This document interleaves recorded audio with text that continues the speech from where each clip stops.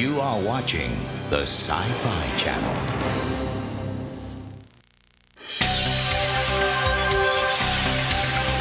The teen horror revival continues. We've got the latest. I can't go home. When I get there, they're waiting for me. The X-Files cancer man, William B. Davis, reveals his true identity. Plus, Amanda Finch has some suggestions for the writers of TV's top sci-fi shows. The spaciest automobiles ever built, Watchmen creator Alan Moore, and even more.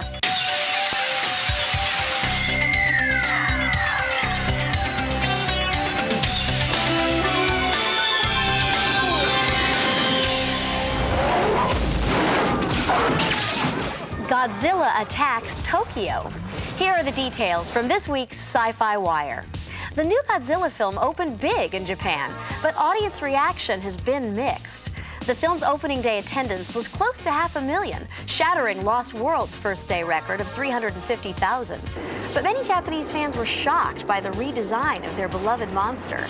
It seems in Japan, the original Godzilla is more than a movie monster. He's a folk hero and cultural icon.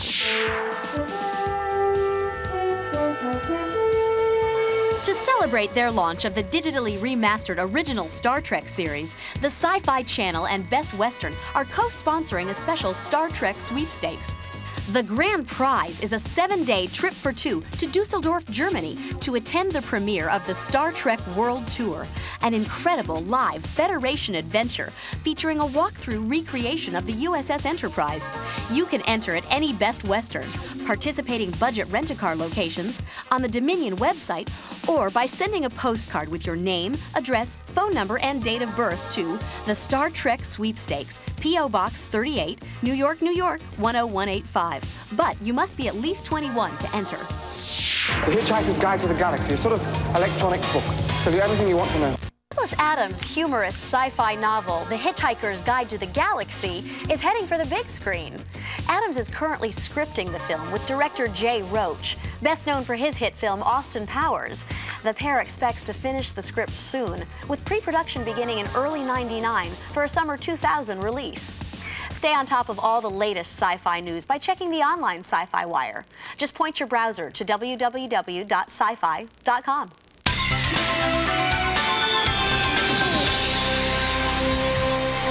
This time of year, I find myself all a-twitter.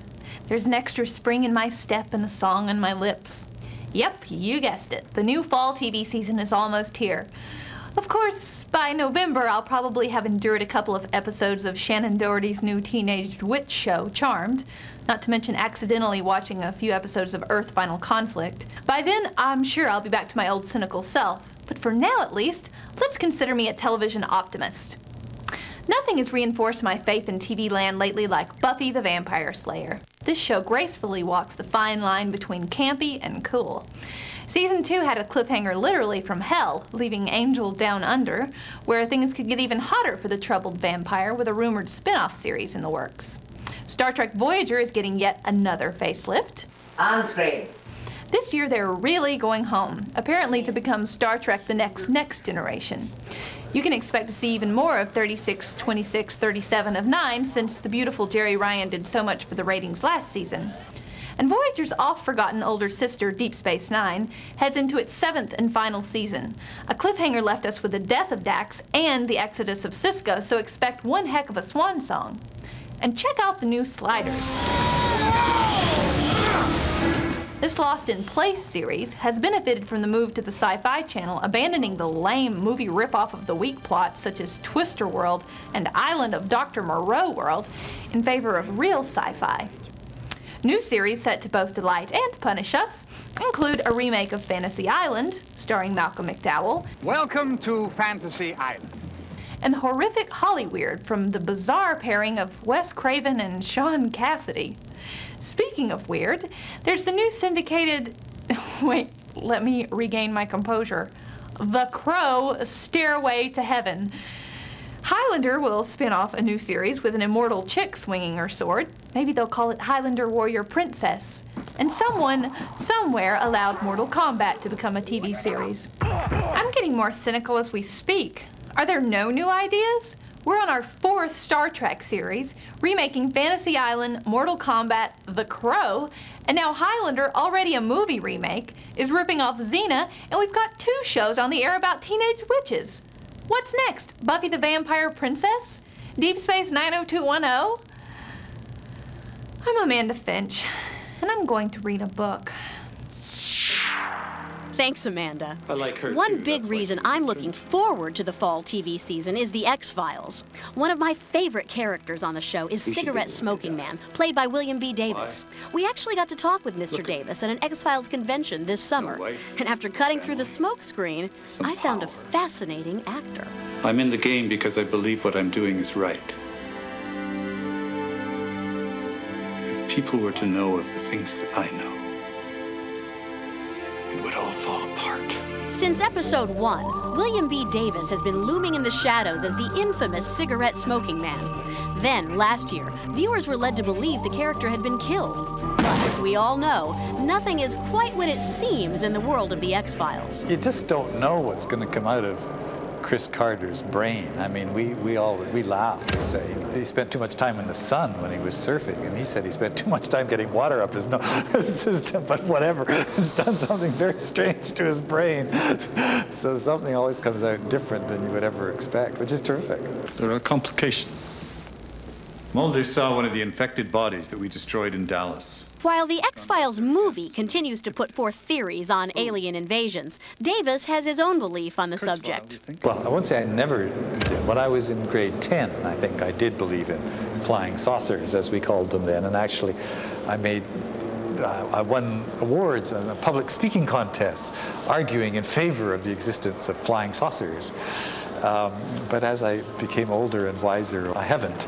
And you know, the onus of proof in a way is really on the people who say it exists, not the people who say it doesn't. When he's not involved with alien discussions on or off screen, Davis can often be found donning a wetsuit. The 60-year-old actor is a champion water skier. I've been doing it for a lot of years, and it's kind of what one does, you know. It also, you know, also keeps me in shape and all that kind of stuff, or I keep in shape in order to be able to do that, which is great, and it defies age in a way, you know. I mean, you know, I compete against people in their 70s, you know, who still ski really well. I may have located the digital tape that you're looking for. You may have located it. Yes, so there's a great chance it may fall into the hands of people who might use it for purposes not your own. You want to work a deal? Is that what this is?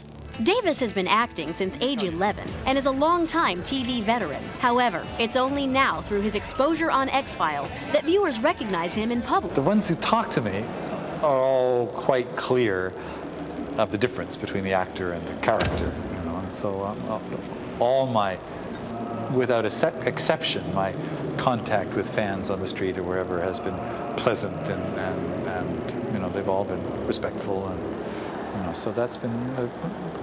But you know, there's something that's maybe surprising to you and surprising to me.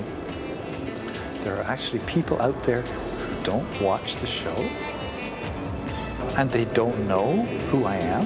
They think I'm just an ordinary person. It's very odd.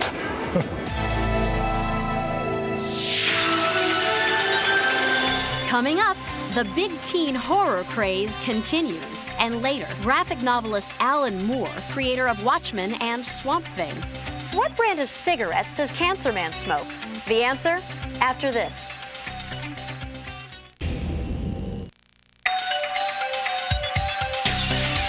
Cancer Man smokes a fictional brand of cigarettes called Morley's. In reality, non-smoker William B. Davis is puffing on herbal cigarettes. Teen horror movies have been all the rage in Hollywood since the success of Scream. The most recent one is Disturbing Behavior. Now, movie reviewers keep wondering why so many of these films are getting made. So we asked some of the young stars for their opinions. Gavin thinks some sinister force is taking over the Cradle Bay meatheads. You know what it is. You know. A sinister force? You know, evil. Nowhere to turn, nowhere to trust, altogether ooky. Katie Holmes, the young star of TV's Dawson's Creek, makes her horror debut in Disturbing Behavior. Well, I think the new influx of teenage films are so popular because they're just, they're not condescending to the audience. They give kids credit for being intelligent. They don't spell everything out for them, and they present them with things that really make them think. Those involved with disturbing behavior hope to take elements that were successful in Scream, but create a movie that will stand on its own. I know I'm not supposed to be doing this. It's bad. Wrong. Wrong. Bad. Oh, it's not bad. It's different than Scream. It's more of a psychological thriller. You know, it's more of a kind of make you get under your skin and make you paranoid kind of movie, and that's totally different than Scream. Before the year's out, expect to see even more teen horror films. Every Hollywood studio wants a box office hit they can scream about. I've read so many scripts that are kind of like Scream knockoffs. I mean, I don't mean to be mean or anything, but there's just a lot of them, and I think that happens in Hollywood. I mean, one thing is a success, and then you see so many that try to be like that. I was attracted to disturbing behavior because although it was part of the horror genre, it's a little different. Director David Nutter, who has overseen numerous X-Files episodes, makes his feature film debut with disturbing behavior. And action! He admits that the 6-year-old disturbing behavior script probably would not have been made were it not for Scream's success. You have people that say, oh, well, that movie did well, let's make it more like that, or whatever. The number one thing is to try not to lose the heart of the picture. And to me, this picture was one that I felt was hopefully influenced as much by X-Files, which is something that I'm really part of, as to Scream. I can't go home. When I get there, they're waiting for me. Don't leave me alone like this! The man who inspired films like Disturbing Behavior is Scream screenwriter Kevin Williamson. He's now an executive producer on the teen horror film Halloween H2O. How does he feel about all this teen horror hoopla? Hey, you know, I'm just so happy Scream turned out well and that it was so successful, and you know, if it spawns some more stories, you know, hopefully they'll be good. You know, all these horror movies will probably come out, the genre will die again, and then who knows, maybe it'll take another horror movie to reinvent itself. You know, maybe like Scream 3 or something, you know, so we'll see.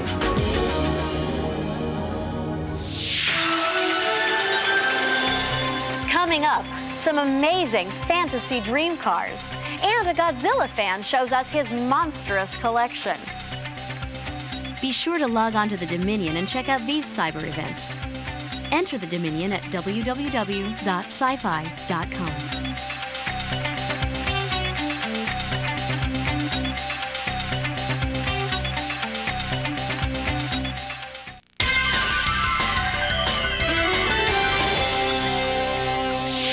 If you drive a car, you're gonna love this museum we've discovered.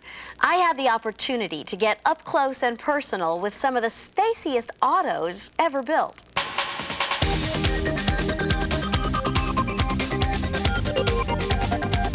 Once upon a time, the future looked like this.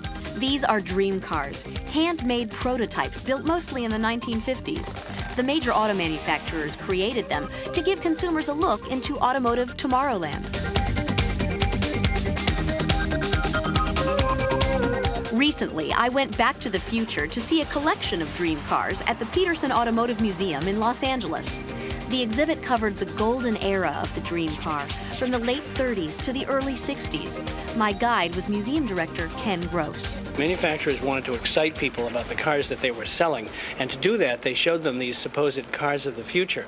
They also wanted to test people's reactions to different ideas, wheel treatments, wraparound windshields, whether sleek new bodies and shapes. And by putting these cars on display for people and talking to them at car shows, they had a pretty good idea of what was going to sell in the future and what wasn't. Unlike the very practical concept cars that Detroit designers come up with today, these prototypes oozed bold styling, grand visions, and a sense of infinite possibilities. What can we learn from the dream car era? Well, I think stylists who come here, and we've had a lot of automotive stylists, like to look back and look at the free expression and the feeling that, that their counterparts might have had 30 or 40 years ago. These guys were not afraid. Among my favorites in the exhibit were the glass-topped 1954 Pontiac Bonneville Special, very Judy Jetson, and the 1953 Buick Wildcat. With this sleek beauty, General Motors pioneered the fiberglass body. On the front wheel here, you have a fixed hubcap with a brake scoop to cool the brakes, and that's something that never went into production, but it was an idea that they tried. And it stays put. It stays put, but the wheel rolls around. Exactly. And in the back, you'd almost think that you were driving a speedboat, because that's really what the effect that they wanted: the strakes down the center, the exhaust through the back. I also developed a crush on the 1954 Dodge Fire Arrow. They actually manufactured a couple of dozen of these, and owners included Frank Sinatra, Dean Martin, and Sammy Davis Jr. The two-seater flaunted a sassy checkered interior and a clock in the center of the steering wheel. Another neat thing are these transparent sun visors. Oh, that's great. So you could see through them when they were down in a car like this, but they also block the light. Sadly, most of the dream cars ended up rusting in junkyards, or like this one, in a farmer's field. And by the mid-60s, the car companies had stopped building them. In the 50s, when most of these cars were built, there was really no intention to build them the way they were. They were more to gauge ideas, and they were more to test individual components. Today, manufacturers are a little more practical. They're not going to show you a car like a rocket because they're unlikely to build one. Today's vehicles are technologically far more advanced than any of the dream cars. But personally, I'd give up technical improvements any day to drive a car that is a work of sci-fi art.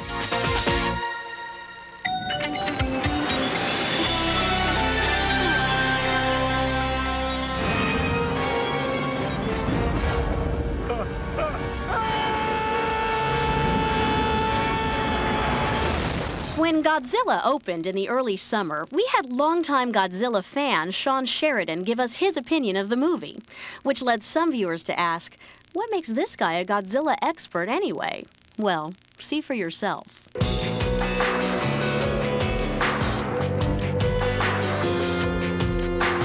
I collect sci-fi toys, action figures, but the main part of my collection is Godzilla toys. I collect all the different versions of Godzilla, all his rivals and allies, as well as lots of other Japanese monsters. In addition to Godzilla toys, I also collect the movies on tape. I have every single Godzilla film on video. I have lots of soundtracks to the Godzilla films. I have a Godzilla lighter, a Godzilla toothbrush holder, a Godzilla soap dish, and a Godzilla keychain.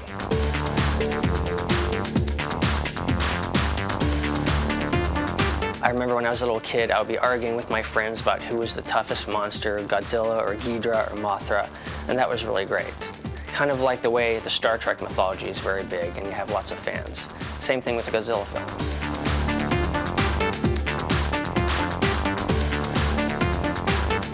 My girlfriend collects mostly toy robots, and she kind of got into collecting from me, I think. I mean, she always was kind of into sci-fi, but I think she caught the hardcore collecting bug from me. So what is this? This is a Godzilla bank. One of these sources for my collecting is a place called Time Travelers in Culver City, California, which is an antique toy mall. There are not really many places around in America that you can just go into a store and get Godzilla figures. You have to go to conventions or mail orders or internet sites. So for the real true Godzilla fan, they really have to kind of work hard at finding the really good stuff, and that's kind of part of the fun. I always thought when I was young that Godzilla was more than just a special effect. He was a real character. He was the character in the movies. He was the most interesting thing about the movie. He was very kind of ambiguous. He was kind of scary, but also kind of really cool at the same time.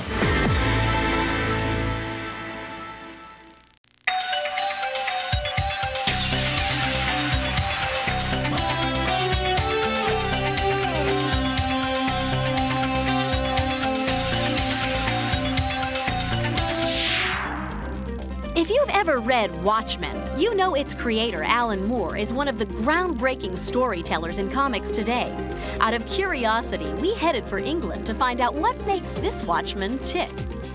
I don't know. It's always difficult to say what you've brought to a particular field, whether you would have done it differently. I mean, with Watchmen, as far as I can remember, my intention was to make the comic book capable of dealing with adult themes and a more grim, gritty, realistic view of the superhero and his world. So grim and gritty, in fact, that some shops refuse to carry Moore's work. For instance, From Hell has been seized by police in a number of countries, including the UK, Australia, Canada, and the US. But Alan insists that he's only writing about the real world and its real people. People like you and me, or at least like Alan. I believe that almost everybody has a multifaceted personality. So, if you're writing a character that is, for example, very cowardly, then it would be instructive to actually go back to the last time in your life, the time that you didn't tell anybody about, when you did something that was low and cowardly, and then amplify that emotion. And the same goes if you're doing a character that is particularly noble. Though once considered underground, Alan's audience continues to grow. In fact, Hollywood studios are developing both From Hell and an upcoming war comic called The League of Extraordinary Gentlemen. I don't know if there is an underground anymore, is there? It's not like I'm an outsider who came in. I think I'm an outsider, and then the walls of the building that I was outside just collapsed of their own accord. Everybody's outside now. This is the 20th century. You know, we're sort of... I don't think there are any insiders anymore, perhaps in the stock markets, but not in real life. That's all the time we have for this week. We'll be back with more sci-fi entertainment next week. See you then.